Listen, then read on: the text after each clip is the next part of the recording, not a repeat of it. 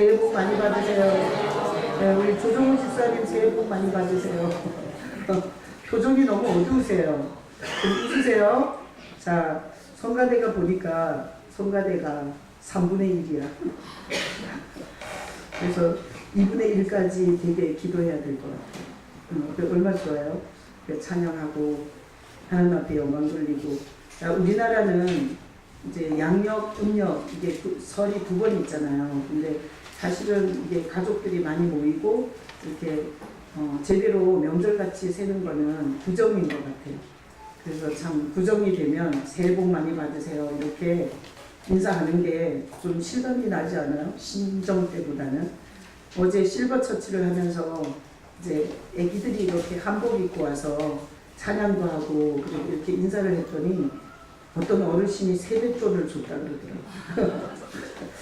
그래서 참 그 어르신이 또 구정을 굉장히 이렇게 리얼하게 생각하고 계시구나 그런 생각을 했어요. 자, 하나님께서 여러분을 사랑하십니다. 네, 명절이라 인천공항은 또 미어 터진다잖아요. 근데 여러분은 예배 한 번 더 드리려고 안 가신 거죠? 네, 아유 그렇다고 지금 돈이 없어서 안 간 거 아니고요? 돈도 없고 그리고 또 할 능력이 없어서 안 가는 게 아니라 돈은 충분하고 시간도 충분하지만 예배하는 게 좋아서 안 가시고 예배 오신 걸로 이렇게 주님께서 받아주실 겁니다. 예, 우리 정인훈 집사님 중국에서 오셨어요. 예, 또 이게 중국에서 사업하기 힘드시죠? 예, 구정에 오셨는데 여러분 또 중국에서 승리하게 기도해 주시고. 자, 제가 어젯밤에 꿈을 여러분 이게 꿈을 꿔보면 되게 막 기분 좋은 꿈도 있고 그리고 아주 재수없는 꿈도 있잖아요. 어젯밤에 진짜 재수없는 꿈을 꿨어요. 왜 그런가면 이게 교회 통장이 제 이름으로 돼 있잖아요. 근데 은행에서 전화가 온 거예요, 꿈에. 그래서 제가 은행에서 이러는 거예요. 이게 계좌를 다른 계좌로 돌려야 된다는 거예요. 뭐 문제가 생겼대요. 그래서 이제 이게 생년월일이랑 그 다음에 비밀번호를 가르쳐 달라고. 그래서 제가 꿈에 생년월일 가르쳐주고 비밀번호 가르쳐주고 그리고 이제 끝났는데 제 핸드폰에 문자가 온 거예요. 있는 잔금을 몽땅 인출한 것을 확인드립니다. 꿈에. 그래가지고 다 빼간 거예요. 그래서 꿈에 너무 놀랐어요. 그래서 제가 보이스피싱 당한 사람들을 우습게 알았거든요. 아니 얼마나 멍청하면 거기에 당하나 이렇게 생각했었는데 꿈에 아주 철저하게 당하고 보니 제가 너무 놀랐어요. 근데 다시 다행히 깨니까 꿈이더라고요. 자, 그래서 제가 보이스피싱에는 안 당할 것 같아요. 왜? 경험해 봤으니까. 꿈에. 그래서 아주 현상적으로는 재수없는 꿈이지만 실제적으로는 굉장히 도움되는 꿈을 꿨구나. 제가 이렇게 생각했어요. 여러분 인생을 살아가면서 절대 여러분 어떤 모습으로든 당하지 마시기를 축복합니다. 어떤 모습으로도 여러분들 승리하시기를 예수님의 이름으로 축복합니다. 아멘. 자, 오늘 말씀이 자 보세요. 요한복음 5장 39절 다시 한번 읽어봐요. 너희가 성경에서 영생을 얻는 줄 생각하고 성경을 연구하거니와 이 성경이 곧 내게 대하여 증언하는 것이니라. 자, 성경을 제가 이 실버 처치에서 이렇게 들고 말해요. 성경이 뭐예요? 그러면 65세 이상 된 어르신들이 연애 편지요 그래요. 연애 편지. 누가 가르쳐 줬겠어요? 제가 성경은 연애 편지라고 가르쳐 줬어요. 그리고 왜 이렇게 두껍냐? 너무 사랑해서. 사랑하지 않으면 한두 줄 쓰면 끝이에요. 근데 이렇게 두꺼운 책은 세상에 없어. 왜 이렇게 두껍냐? 너무 많이 사랑하기 때문에. 그래서 우리 65세 실버 처치 어르신들은 성경이 뭐예요? 그럼 연애 편지요? 이렇게 대답하세요. 많이 사랑해요? 적게 사랑해요? 많이 사랑해요? 이렇게 대답해요. 우리 성도들은 그렇게 대답할 줄 알라나? 응? 자, 성경이 너무 두꺼워요. 한번 읽으려면 엄청난 시간이 걸려야 돼요. 그리고 성경 가지고 온갖 이단이 다 나왔어요. 제7일 안식일 교회는 성경을 뭐 중심으로 본 거예요? 안식일 중심으로 본 거예요. 그러니까 창세기부터 계시록까지 안식일 중심으로 보니까 제7일 안식일 교회가 되는 거예요. 자, 구원파 교회 있어요. 우리 여기 수원 입구에 큰 성전을 지은 구원파 교회, 그거는 공인된 이단이에요. 구원파는 전도할 때 이렇게 해요. 당신 구원 받았냐?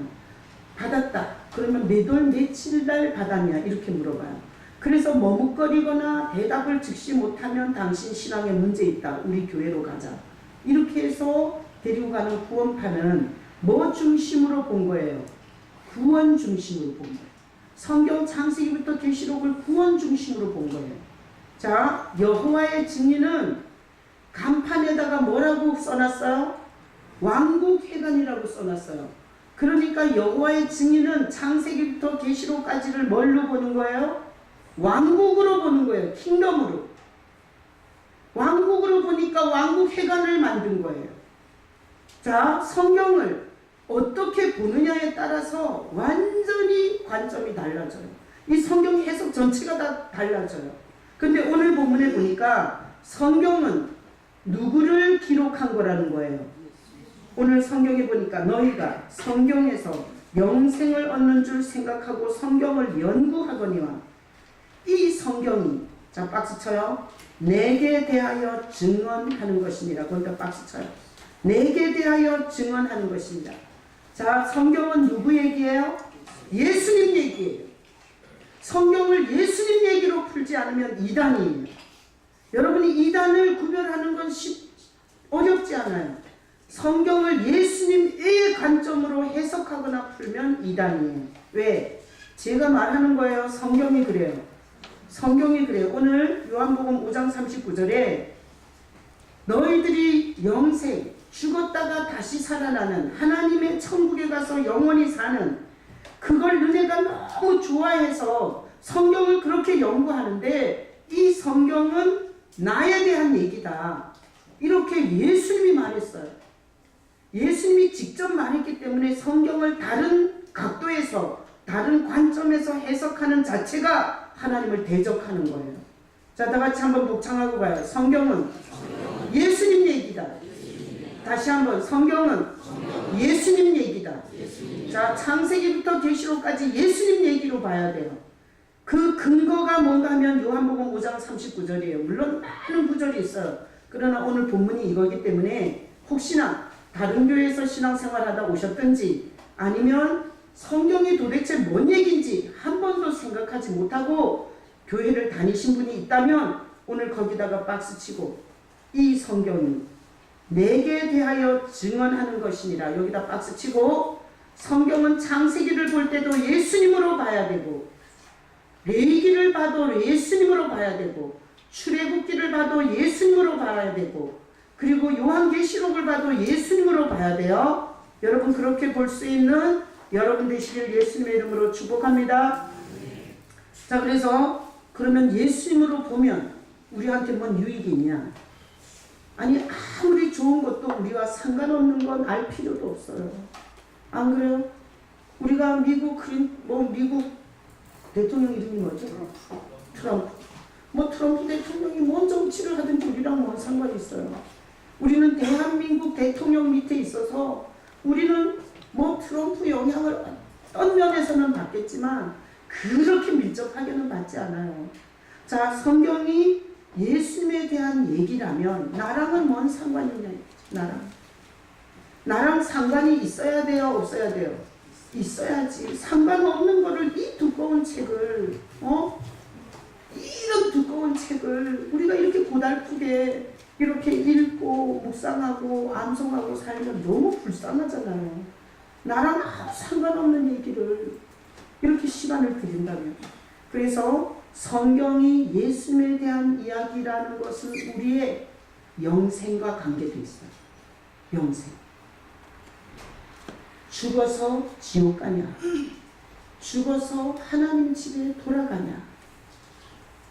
너무너무 중요한 주제이기 때문에 성경을 예수님의 얘기로 보는 건 너무너무 중요해요.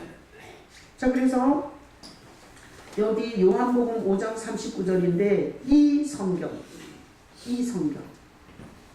예수님이 말씀하신 걸 가지고 제자들이 쓴 거예요. 퀴즈. 이 성경은 구약이다. 1번. 2번 신약이다. 2번. 3번 구약과 신약이다. 3번. 몇 번이에요? 몇 번이에요? 생각했는데 이렇게 막 갈라져갖고 3번 했다 1번 했다. 자, 이게 요한복음을 예수님에 대해서 쓸 때 이 당시에는 성경은 구약밖에 없었어요. 신약에는 예수님이 많이 나와요, 안 나와요? 엄청 많이 나와요. 신약에는 다 예수님 얘기인 줄 알죠? 신약이 예수님 얘기인지 모르는 사람이 어디 있어요? 근데 여기서 이 성경이 내게 대하여 증거하는 것입니다 하고 말할 때 이 성경은 구약입니다. 자, 구약에서는 예수라는 이름이 나와요, 안 나와요? 안 나와요. 그래서 구약에서 예수라는 말이 안 나오기 때문에 우리는 구약을 읽을 때 모세 얘기인 줄 알아요. 그리고 짐승 제사 얘기인 줄 알아. 레위기를 읽어보면 다 짐승 제사 얘기예요. 그리고 창세기를 보면 하나님이 천지를 만든 얘기예요. 그리고 출애굽기를 보면 이스라엘을 애굽에서 빼낸 얘기예요. 또 다윗 얘기고, 다윗 왕이 어쩌고 저쩌고, 사울 왕이 어쩌고 저쩌고. 구약을 읽어보면 우리 눈에는 예수님이 하나도 안 보여요. 그래서 구약을 설교할 때 이렇게 설교해요. 모세는 하나님께 순종한 종입니다. 여러분 순종하셔야 됩니다. 순종하면 하나님이 쓰십니다. 이렇게 설교하는 거예요. 근데 그렇게 설교하면 오늘 이 본문에서 구약 성경이 다 내게 대해서 증언했다고 하는 설교가 돼요, 안 돼요? 그렇게 설교하면 안 돼요. 자, 그래서 우리는 거기다가 이 성경, 신약은 뭐 예수가 구절구절마다 나오니까, 그러니까 신약은 물론 예수님에 대한 증언이지만 구약도 창세기부터 말라기까지 전부가 다 예수라는 이름은 안 나오지만 전부가 다 예수님을 증언하고 있다고 여러분들이 믿으시는 게 옳습니다. 아멘이시죠? 자, 그래서 오늘 구약 성경이 다 예수님에 대한 이야기인데 우리가 그 얘기 알아서 뭐가 좋나? 우리에게 무슨 유익이 있나? 구약을 예수님으로 보지 않을 때와 예수님으로 볼 때의 차이는 하늘과 땅 차이예요. 이건 천국과 지옥의 차이를 만들어요. 자, 그래서 오늘 제가 지금부터 설교할 때 여러분께서 알아듣는, 말귀를 알아듣는, 영적으로 귀가 열린 여러분 되시길 예수님의 이름으로 축복합니다. 아멘. 자, 말씀 올려줘봐요. 창세기 4장 4절로 5절 다 같이 읽어봅니다. 아벨은 자기도 양의 첫새끼와 그 기름으로 드렸더니 여호와께서 아벨과 그의 제물은 받으셨으나 가인과 그의 제물은 받지 아니하신지라. 가인이 몹시 분하여 안색이 변하니. 자, 이거 창세기 타락하고 나서 아담이 선악과 따먹고 나서 아들을 둘 낳았는데 아벨하고 가인을 낳았어요. 그런데 아벨이 자기 양의 첫새끼와 기름으로 여호와께 이렇게 제물을 드렸는데 받으셨어요. 그리고 가인은 그의 제물을 받지 않았어요. 그러니까 똑같은 아버지 엄마 밑에서 태어난 사람들인데 누구 제사는 받았고 누구 제사는 안 받았어요. 자, 그러면 이게 구약 성경에 있는 얘기인데 오늘날 우리에게도 해당되는 얘기예요? 우리랑 상관없는 얘기예요? 우리랑 상관이 있어요. 여기 똑같은 장소에서 똑같은 찬양을 부르고 똑같은 신앙 고백을 하고 똑같이 예배하지만 어떤 사람의 제사는 하나님이 받으시고요. 어떤 사람의 제사는 안 받을 수도 있다는 얘기죠. 안 그래요? 왜 대답을 안 하세요? 자, 아벨의 제사는 받았고 가인의 제사는 안 받았으니까 어떤 사람의 제사는 예배는 받지만 어떤 사람의 예배는 안 받는다는 얘기잖아요. 그쵸? 자, 그러면 왜 안 받았냐를 봐야 돼. 왜 안 받았냐? 왜 받았냐? 자, 아벨은 양의 첫 새끼와 그 기름으로 드렸는데 받았어요. 잘 생각해보면 인간이 죄가 들어왔어요. 죄가 들어온 인간은 하나님 앞에 맨몸으로는 못 나가요. 맨몸으로는. 맨몸으로 나가면 하나님께서 받을 수 있어요? 없어요? 없습니다. 뭘 갖고 나가야 돼요? 반드시 죄의 피를 갖고 나가요. 죄의 삭시 사망이에요. 그래서 대신 죽은 피가 있어야 돼요. 그래서 죄인이 되고 나서 아벨은 양의 첫 새끼와 그 기름으로 여호와께 드렸기 때문에 양이 대신 아벨의 피가 돼요. 그래서 왜 아벨이 착해서, 아벨이 성품이 좋아서, 아벨이 싸움질을 안 해서 하나님이 받은 게 아니라, 아벨은 죄가 들어온 인간은 반드시 죄의 삭을 가지고 나가야 돼요. 그게 피가 대신 갖고 나가야 돼요. 그래서 아벨의 제사는 받은 이유가 피의 제사기 때문에 받으신 거예요. 그래서 이렇게 말해요. 아벨과 그의 제물을 받으셨습니다. 아벨 죄인 대신 죽은 제물이 있었고요. 그러니까 아벨도 받으신 거예요. 뭔 얘기인지 아시겠죠? 자, 그 다음에 가인은 왜 안 받았냐? 가인은 농사하는 사람이었어요. 그래서 그냥 이게 농사, 밀, 보리, 옥수수, 쌀 이런 거 갖고 나갔어요. 죄의 삭스로 드리는 피가 있어요? 없어요? 없어요. 그러니까 가인이 나쁜 놈이어서, 가인이 재수 없어서 안 받은 게 아니라, 가인은 죄인의 정체성을 모르는 거예요. 죄인은 하나님 앞에 나갈 때 반드시 죄값을 갖고 나가야 돼요. 죄값은 죽음이에요. 그래서 죄인이 나갈 때는 그 죄인 대신 죽은 피를 가지고 나가야 하나님이 받을 수 있어요. 자, 그러면 만약에 가인의 제사를 받게 되면 하나님은 이 세상에 있는 모든 종교의 기도를 다 받으셔야 돼요. 모든 종교가 하는 기도. 여러분, 불교가 기도를 더 많이 하겠어요? 기독교가 기도를 더 많이 하겠어요? 내 생각엔 불교가 더 많이 하는 것 같아요. 무당이 더 정성껏 기도하겠어요? 우리가 더 정성껏 기도해요? 제가 볼 때 무당이 더 정성껏 기도해요. 무당은 이게 찬물로 다 목욕 재개하고 기도해요. 정화수로 다 몸을 씻고 기도해요. 우리는 눈곱도 안 끼고 와서 기도하고 그러잖아요. 그러니까 한번 생각해 보세요. 만약에 죄인의 정체성을 모른다면 이 세상의 모든 기도와 모든 눈물의 간구는 하나님이 다 응답해 줘야 돼요. 그런데 하나님이 죄인의 기도는 듣지 않는다고 그랬어요.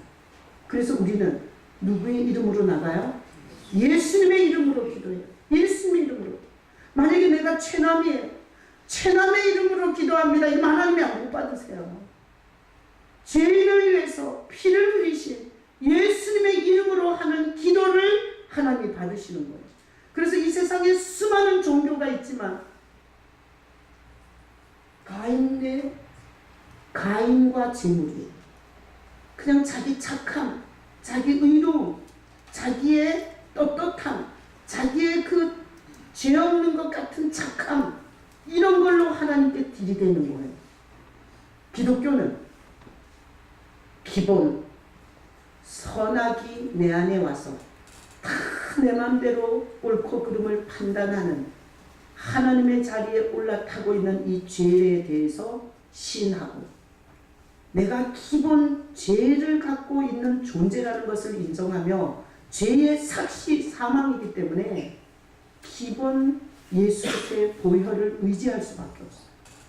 자, 그래서 예수님을 믿는 예수님의 보혈을 힘입고 나오는 예배는 하나님이 받으세요. 그러나 자기 착함, 자기 의로움, 자기 떳떳함, 자기의 공로, 그거 가지고 피 없이 나오는 가인과 같은 예배, 찬양, 헌신 다 하나님께서 받을 수가 없어요. 자, 그래서 구약 창세기인데 예수님의 보혈을 힘입어 나오라고 얘기하는 거죠. 아벨의 제사가 받아지는 걸 보면서. 그래서 보면 예수님은 죄가 없이 하나님이 받으시는 유일한 제사를 드렸어요. 근데 가인이 나중에 아벨을 쳐 죽이잖아요.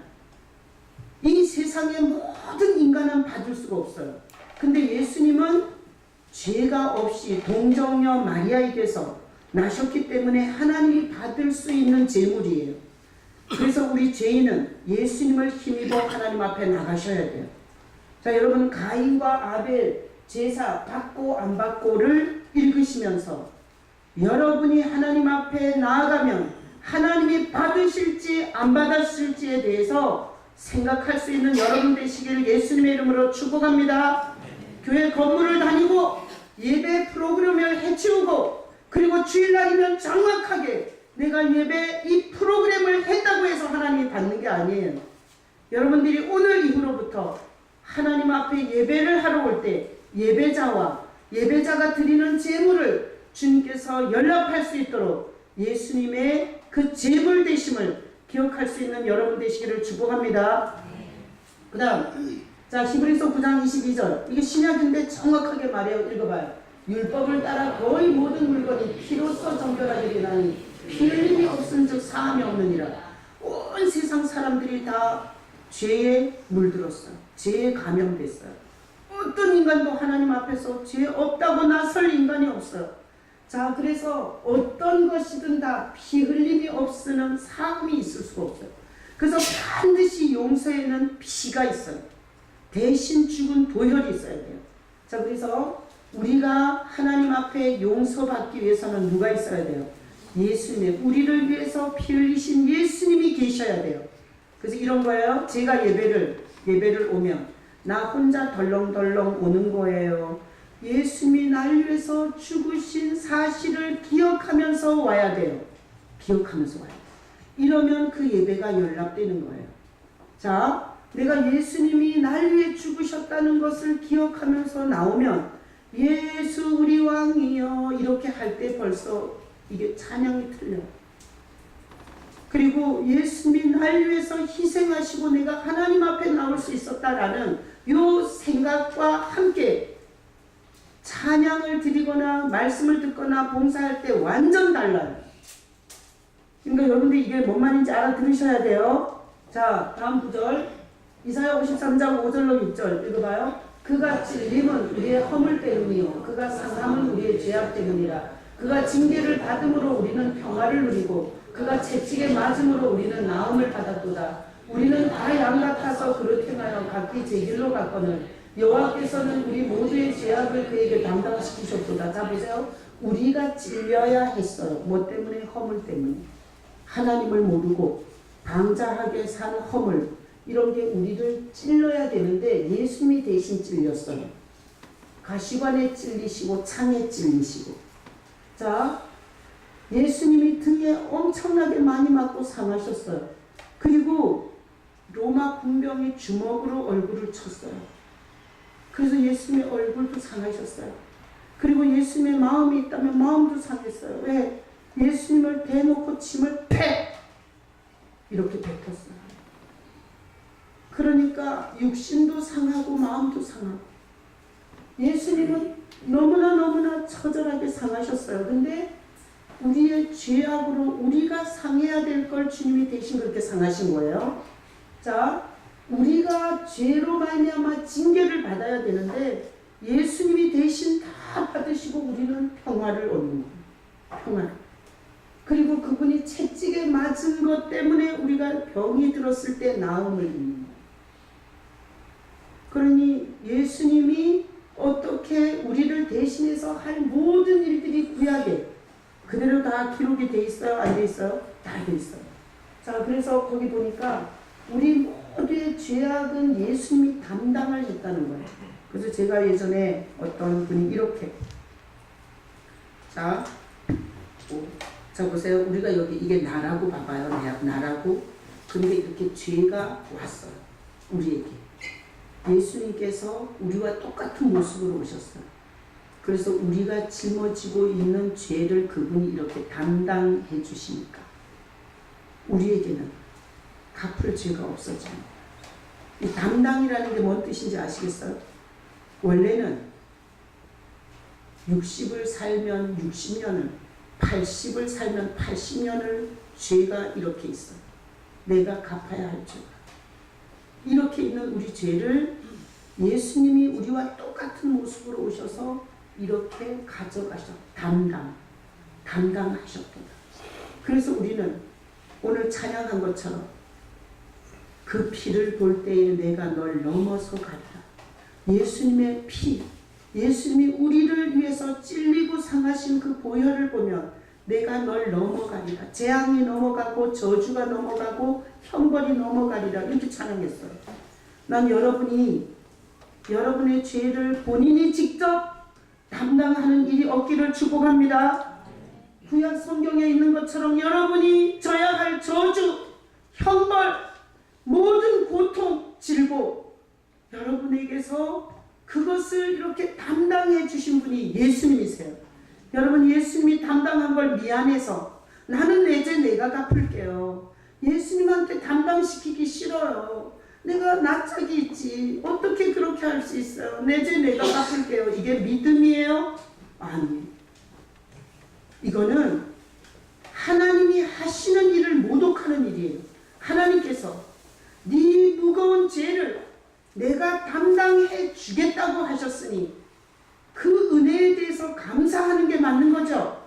자, 이래서 우리는 저주, 형벌, 징계 이것에서 다 풀려났어요. 그리고 그렇게 흉악한 죄를 짓고 살았음에도 평화를 누리는 거예요. 그리고 그 죄로 인해 온 저주 같은 질병으로부터 나음을 얻게 된 거예요. 자, 이게 구약에서 예수님을 말씀하고 계세요. 구약 전체가 어떤 예수를 말하나 우리 대신 피 흘리시고 우리 대신 죄악을 담당하는 예수님을 말하고 계세요. 다음 구절. 자, 53장 10절 읽어봐요. 여호와께서 그에게 상함을 받게 하시기를 원하사 질보를 당하게 하셨은즉 그의 영혼을 속건제물로 드리게 이르면 그가 씨를 보게 되며 그의 날은 길 것이요 또 그의 손으로 여호와께서 기뻐하시는 뜻을 성취하리로다. 자, 보세요. 자, 누가 하나님께서 예수님께 상함을 받게 하신 거예요. 하나님이 예수님에게 상함을 받게 하고 그리고 질보를 당하게 했어요. 뭐 하려고? 우리의 죄의 속건 제물로 하나님이 예수님을 삼으신 거예요. 자, 그러니 이것은 여호와께서 기뻐하는 뜻이었대요. 그리고 하나님은 이거예요. 잘 보세요. 구약에서 말하는 하나님은 우리가 계속 죄의 짐에 짓눌리는 거예요. 죄의 짐에 눌리니까 정신이 병들고 죄의 짐에 눌리니까 싸움질을 칠 날이 없이 하게 되고 죄의 짐에 눌리니까 화가, 분노, 미움, 시기, 질투가 이루 말할 수가 없어지는 거예요. 너무너무 불쌍한 이 인생에게 하나님께서 아들을, 우리 모양의 그대로 아들을 보내서 그 아들을 죄의 속건 제물, 이 죄를 지고 죽는 제물로 하나님이 세우신 거예요. 자, 그래서 예수님이 우리 모든 죄를 짊어지고 십자가에 올라가서 죽으신 거예요. 자, 그래서 오늘 여기 예수님께서 십자가를 지고 이렇게 죽으신 것은 본인이 한 거예요. 하나님이 창조 때부터 갖고 있던 뜻이 성취된 거예요. 하나님이 창조할 때부터 갖고 있던 뜻이 성취된 거예요. 자, 그 다음 이사야 61장 18절 19절 읽어봐요. 내가 그들의 행위와 사상을 아노라. 때가 이르면 문 나라와 언어가 다른 민족들을 모으리니 그들이 와서 나의 영광을 볼 것이며 또 나의 명성을 듣지도 못하고 나의 영광을 보지도 못한 먼 손들로 보내리니 그들이 나의 영광을 문 나라에 전파하리라. 구약에 자, 연락되는 제사는 피로 나와야 된다. 이게 기록이 돼 있고 그 다음에 그 피를 누가 흘렸다고요? 예수님이 흘렸다고 기록이 돼 있죠.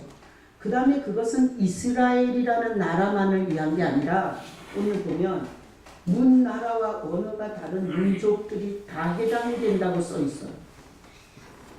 그러니까 성경을 잘 모르면 이스라엘의 하나님인 줄 알아요. 이스라엘 유대인을 위해서 십자가에 매달려 죽었는 줄 알아요. 아니고 성경 이사야서 마지막 장이에요. 성경이 66권인데 이사야서는 66장까지 있어요. 근데 구약에서 예수님을 가장 적나라하게 보여주는 게 이사야서예요. 그래서 나는 구약의 복음서라 그래요. 구약의 복음서는 이사야서다 그렇게 생각해요. 그리고 이사야서를 자주 읽어요. 자, 이사야서에 전혀 문나라, 알지도 못하는 나라, 언어가 다른 민족들이 이 예수님의 이 구원에 막 모인다는 거예요. 그리고 여기 보면 나의 영광을 보지도 못한 먼 성들에게 보낸대요. 이 소식을 전하라. 그래서 그들이 나의 영광을 문나라에 전파할 거래요. 그러니까 예수님이 베들레헴에서 태어나서 나사렛에서 살다가 예루살렘에 올라가 죽었어요.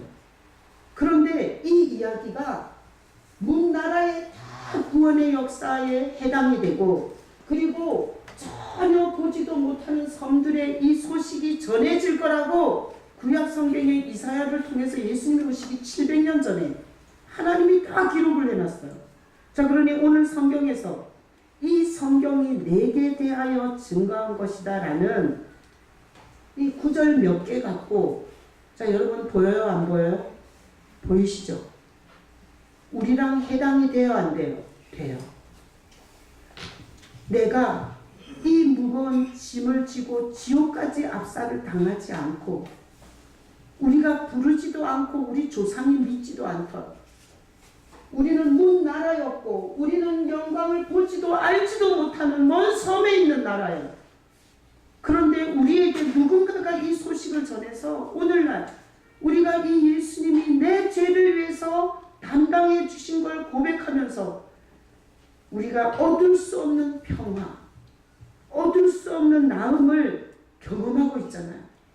그래서 성경을 예수로 보는 건 너무너무 중요해요. 이것은 죄인이 살 길이요, 죄인이 저주와 형벌을 피할 길이요, 이것은 죄인이 지옥 가지 않을 수 있는 유일한 메시지예요. 자, 성경을 구원으로 보면 구원파가 하는 얘기가 이거예요. 구원. 예수님을 알 수 없어요. 성경을 킹덤, 왕국으로 보면 왕국. 예수님을 볼 수 없어요. 자, 안식일. 이렇게 성경을 안식일로 보잖아요. 그러면 내 죄는 어떡할 건데? 내 이 처참한 이 죄인의 정체성은 어떻게 해결할 건데? 그러니까 오늘 설교 들으면서 구정 명절에 여러분들이 이 귀한 예배에 와서 성경은 절대 예수로 봐야 된다. 여러분들의 영이 그렇게 아멘할 수 있기를 축복합니다. 성경을 예수로 보니 그분이 내 죄를 담당해 주세요. 그분이 내 영혼의 속건 제물인 거야. 그분을 그렇게 하신 건 아버지 하나님이 그런 거야. 왜? 죄인을 사랑하셨어. 죄인이 너무너무 불쌍한 거야. 태어나면서 뭐 때문에 태어난지를 몰라.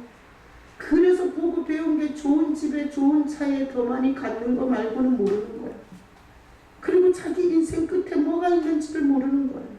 그냥 탐욕과 욕심을 숭배하다가 통장에 돈도 많이 넣어놓고 부동산도 많이 사놓고 그거 다 써보지도 못하고 지옥 가는 거야. 하나님이 보시는 인간의 죄인의 운명은 너무 불쌍한 거예요.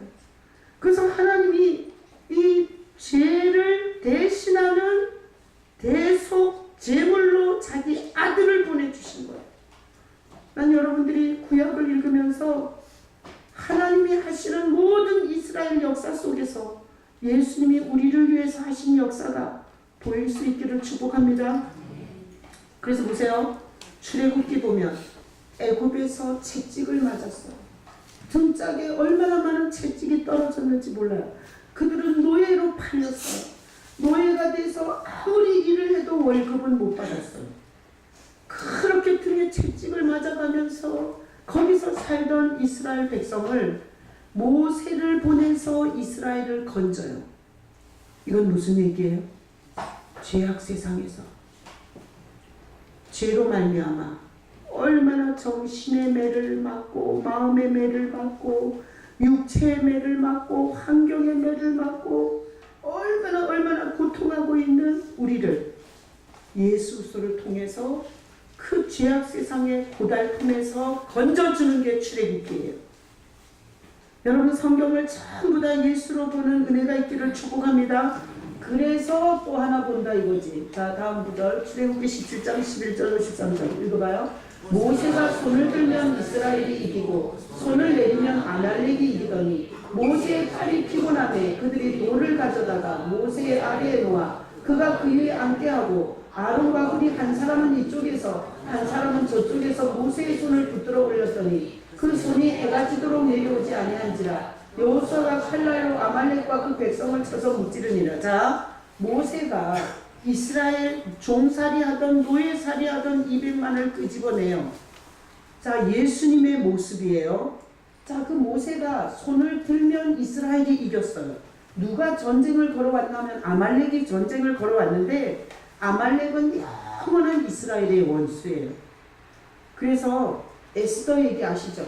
바벨론에 끌려갔을 때 하만이라는 사람이 나타나요. 그래갖고 유다인을 싹 다 죽이겠다고 도장을 받아요. 왕의 도장을. 근데 그걸 에스더가 뒤집거든요. 근데 그게 하만이 어디 출신인가 하면 아말렉 출신이에요. 자, 아말렉은 하나님의 백성을 철저하게 죽이고 싶어하는 사탄을 상징하는 거예요. 사탄은 우리 정신을 파괴하고 우리를 미치게 해서 우리가 스스로 목을 메고 죽게 하는 나쁜 놈이에요. 자, 이 아말렉이 다 죽이려고 전쟁을 걸어갔어요. 그랬을 때 모세가 이렇게 손을 들면 이스라엘이 이겼어요. 근데 모세가 손이 내려오면 이스라엘이 지는 거야. 그래서 전쟁이 무기에 달린 게 아니라 모세의 손에 달린 거예요. 그러니까 아론과 훌이 한 사람은 이쪽에서 한 사람은 저쪽에서 모세의 손을 받쳐줬어요. 그래서 모세가 혼자 들고 있으면 힘든데 이게 양쪽에서 받쳐주니까 해가 질 때까지 이 손을 들고 있었더니 아말렉을 완전히 쳐서 무찔렀대요. 이거 해가 질 때까지 손이 내려오지 않으니까 계속 이기다가 결국 싹 다 진멸하고 이겼다는 거예요. 자, 이 얘기는 누구 얘기예요? 예수님 얘기예요. 예수님 얘기. 자, 예수님이 우리 죄인을 위해서 십자가에서 못이 박히세요. 손이 들려서 내려오면 안 돼요. 그러니까 하나님께서 죄인을 대신해서 죽는 예수님의 손을 사람이 받치는 게 아니라 못으로 고정시켜요. 못으로. 예수님의 손은 아무리 힘들고 어려워도 안 내려왔어요. 예수님의 손이 못에 고정되면서 하는 메시지가 있어요. 죄인이 이긴다. 죄인이 이긴다. 다 같이 목창을. 죄인이 반드시 이긴다. 자, 예수님이 십자가에서 이렇게 못에 두 손이 고정된 건 이게 모세의 손이 안 내려오는데 아론과 훌이 받쳐줘서 안 내려왔는데 우리 죄인이 이렇게 죄성을 가지고 온갖 실수와 온갖 탐욕과 온갖 공중권세 잡은 자에게 순종하고 그리고 막 거기에다가 온갖 정성 다 바치는 우리 죄인을 향해서 예수님이 십자가에서 이 두 손이 못이 박힌 건 반드시 죄인이 이긴다. 이걸 하나님이 여기서 약속하신 거예요. 난 여러분들이 우리에게 승리를 주시기 위해서 하나님이 자기 아들의 손이 내려오지 않게 못으로 고정시켜 주신 그 하나님의 사랑을 여러분이 알 수 있기를 축복합니다. 자, 그래서 삶을 살다가 어려운 일이 생기면 예수님의 못자국을 봐야 돼요. 예수님의 못 박힌 손을 봐야 돼요. 그건 뭐예요? 그거는 사랑이에요. 그거는 우리를 대신해서 죽는 희생이에요. 그건 우리를 죽기까지 살리겠다는 언약이에요. 그래서 삶을 살다가 물질의 어려움, 건강의 어려움, 부부의 어려움, 자식의 어려움, 직장의 어려움 있을 때 뭐 쳐다봐야 돼요? 예수님의 손을 쳐다봐야 돼요. 절대 안 내려오는 손. 그 손이 들려있는 한 반드시 삶의 현장에서 이기게 하시는 하나님의 그 약속에 그 손을 쳐다볼 수 있어야 돼요. 그래서 찬양 중에 있어요. 거친 세상에서 실패하거든 그 손 못 자국 만져라. 고된 일 하다가 힘을 얻으리 그 손 못 자국 만져라. 인생을 살다 보면 아무도 없어. 날 도와줄 사람이. 아무도 내 고통을 몰라. 아무도 내 문제를 해결해 줄 수가 없어. 그럴 때 여러분, 이 죄인이 이 척박한 세상에서 승리할 수 있다고 하나님께서 아들을 못에 고정시켜서 손을 들고 계시는 그 예수님을 쳐다보면 이런 마음이 들어요. 지금은 지는 것 같지만 하나님께서 어떻게 역전시킬 건가? 지금은 실패하는 것 같지만 하나님이 어떻게 일을 갖고 작품을 만들 건가? 이런 아주 배 밖으로 나온 배짱이 생겨요. 왜 예수 믿으면서 이렇게 믿지 않는 사람보다 떨면서 꾸질꾸질하게 살아요? 쳐다봐야 할 걸 안 쳐다봐서 그래요. 쳐다봐야 할 걸 안 쳐다봐서. 내가 구정 감사예배 이걸로 만들었어요. 자, 출애굽기 모세의 손 들었어요. 요한복음 20장 말씀 여기다 넣었어요. 도마가 자기 못 믿겠다는 거야. 예수님이 부활했을 때 지는 못 믿겠다는 거야. 예수님의 손에 못 자국 보고 그리고 그거 아니면 저는 못 믿겠다는 거야. 근데 요한복음 20장 27절로 28절에 보면 예수님이 나타나세요. 그리고 도마한테 말해요. 내 손에 못 자국 만져라. 그리고 내 옆구리 네 손 넣어봐라. 그리고 믿지 못하는 자가 되지 말고 믿는 자가 되라 그래요. 이게 얼마나 애통하는 주님의 마음인지 아시겠어요? 우리가 거친 세상에서 실패하거든 그 손 못 자국 만져라. 그 손 못 자국은 우리를 위해서 죽을 만큼 우리 편이 된다는 뜻이에요. 절대 우리를 놓지 않겠다는 약속이에요. 우리 죄인을 절대 이기도록 해주겠다는 하나님의 언약이에요. 난 여러분들이 예배할 때, 봉사할 때, 여러분들이 뭔가 다른 사람을 섬길 때 예수님의 그 우리를 위해서 절대 승리를 주려고 든 그 손을 여러분이 바라볼 수 있기를 축복합니다. 그래서 저는 목회하면서 가정에서 내 사람 사는 게 아니에요. 나는 적든 크든 성도들을 지금 끌고 가고 있는 거예요. 얼마나 짐이 무거운지 몰라요. 근데 별별 짐이 다 와요. 물질적 짐, 사람의 골치 아픈 짐, 환경적 짐. 여기는 월세로 있기 때문에 주인하고도 짐이 있어요. 주인은 날마다 올려. 나는 깎아야 돼. 이거 누가 도대체 도와줄 거냐고. 이런 짐들이 오면 제가 주님 앞에 주님이 든 손을 생각해요.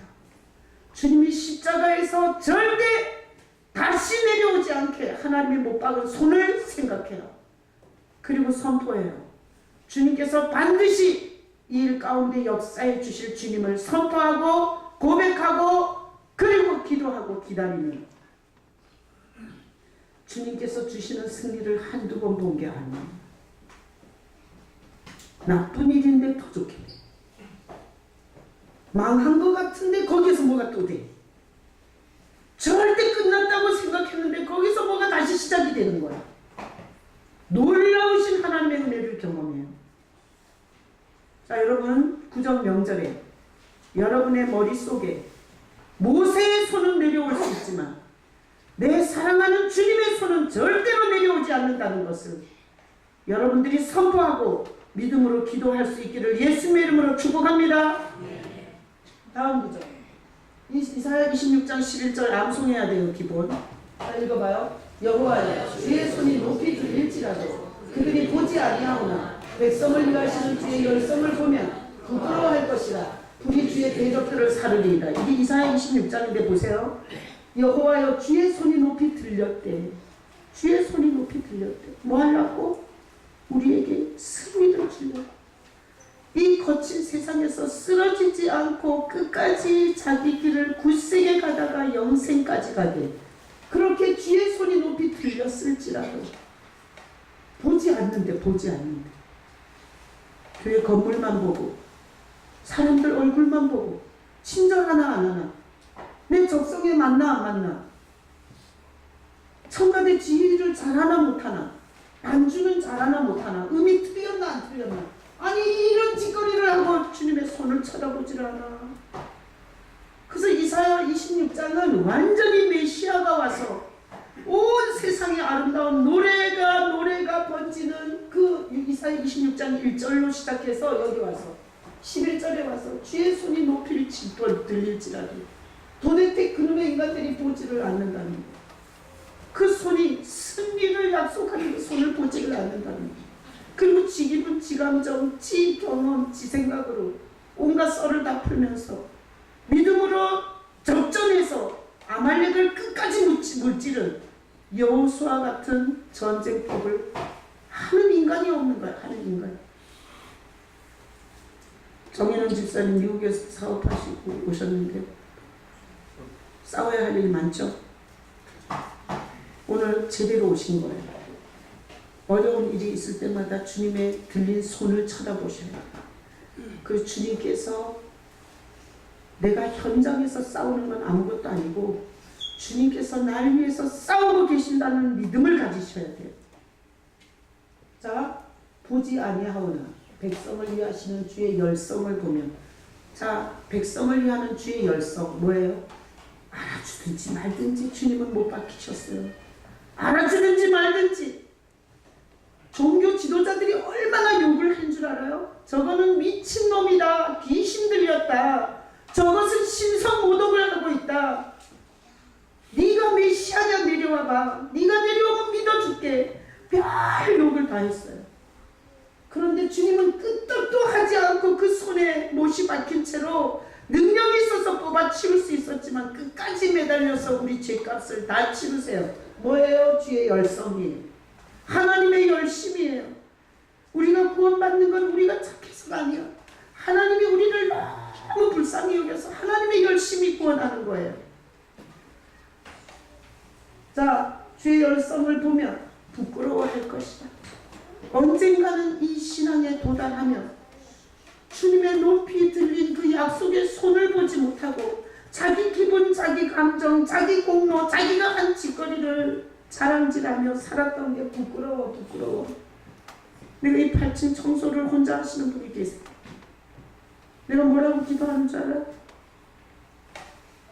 주님이 날 위해서 뭘 하셨는지를 생각하면서 청소하면, 청소하다가 기름 부음이 와. 얼마나 은밀한 은혜들이 오는지 몰라요. 근데 8층 청소를 하는데 예수님이 날 위해서 어떤 일을 하셨는지 기억을 하지 못하면 열받아, 짜증나, 피곤해, 어떤 병도 생겨. 어떻게 알겠어요?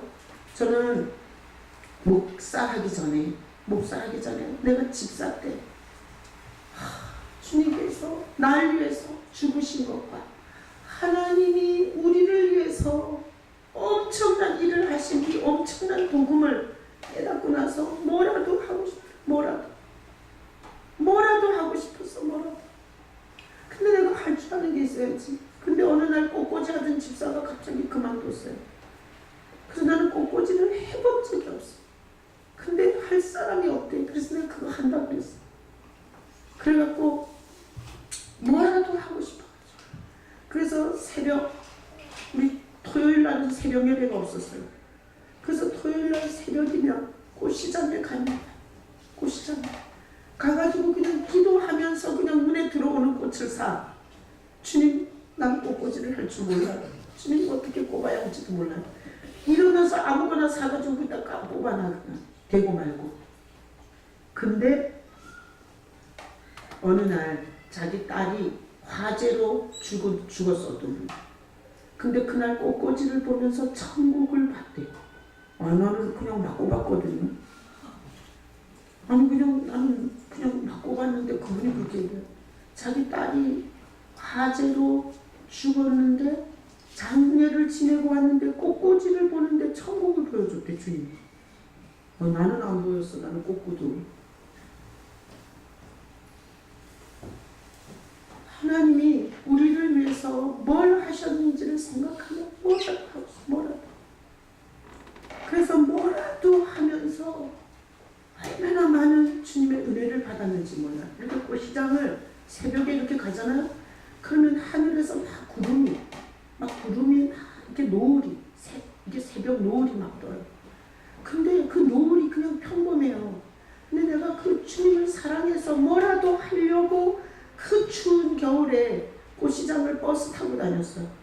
근데 이렇게 보는데 하나님이 완전히 하늘에서 구름쇼를 해주는 것 같은 거야.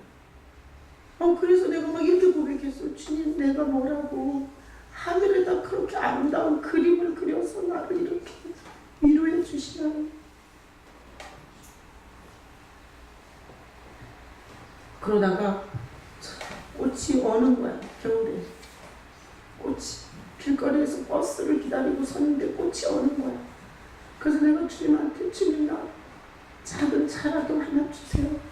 나는 괜찮은데 꽃이 얼어요.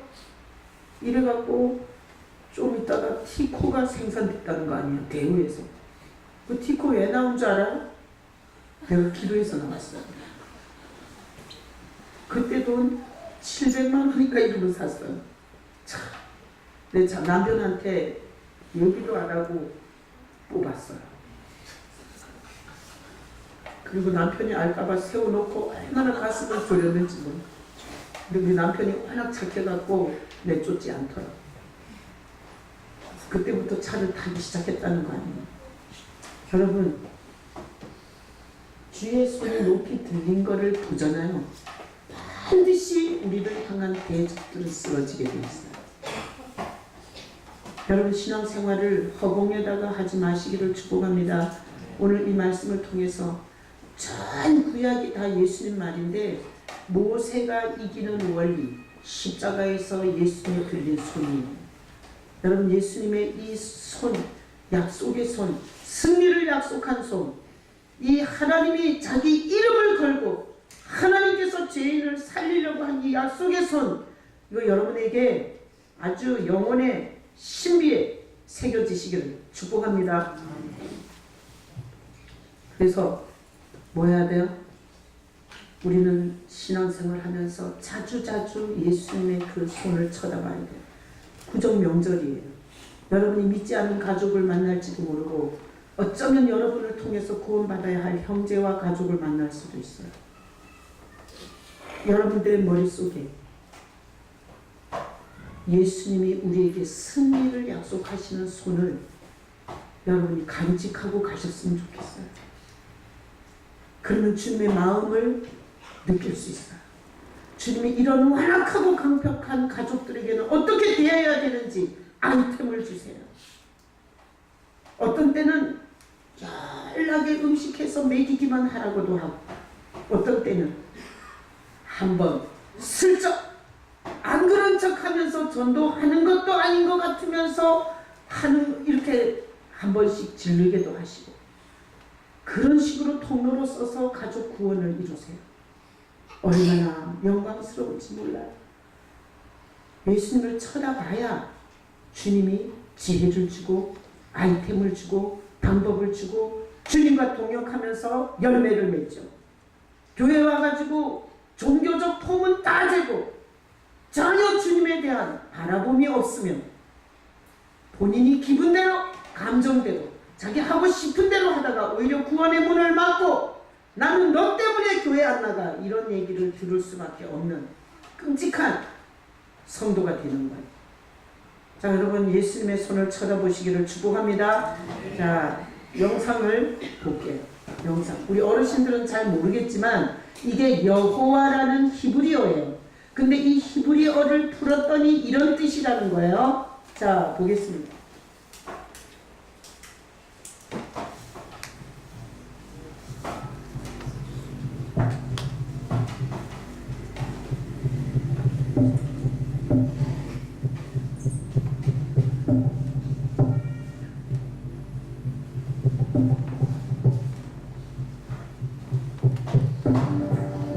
The word Lord, represented in all capital letters in most English Bibles, is known as the Tetragrammaton.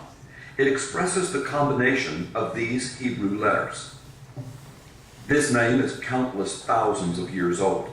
It is the most holy name of God, given to Moses at the burning bush, the one that most English translations render as I am.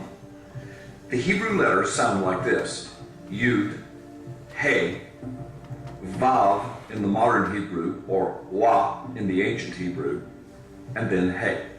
Yud, He, Wah, He is also the forgotten name of God, which Jewish scholars and researchers say has a meaning and a pronunciation that was lost because their ancestors have refused to speak it aloud since about a generation before the Roman destruction of the temple in Jerusalem. Today, Yud, He, Wah, He is most often rendered as Yahweh when written or spoken by Christians and others. It is still never pronounced aloud by Orthodox Jews.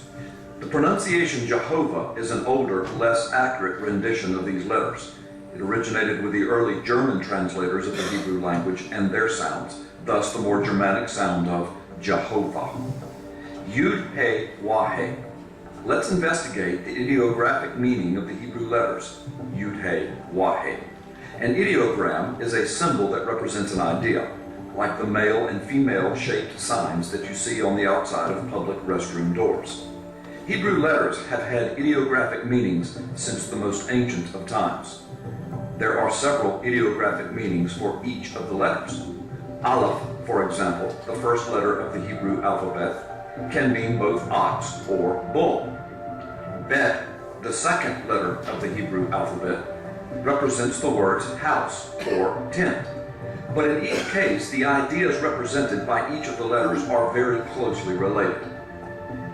With all of this in mind, using the ideographic meanings of Yud, He, Wah, He, most commonly accepted by Jewish scholars throughout the centuries, the translation of the letters Yud, He, Wah, He of the holy name of God, symbolically speaking, can accurately be translated as Yud, the hand, He, a window or the meaning, behold or look, and Wah, a nail. So, symbolically speaking, the combination of these letters can be accurately and most assuredly translated as Yud, He, Wah, He. Behold the hand, behold the nail. When one considers that Yeshua, or Jesus in Hebrew, means Yahweh is our salvation, then the meaning is even richer. Through Jesus, Yahweh provided our salvation. If you don't believe it, behold the hand, behold the nail.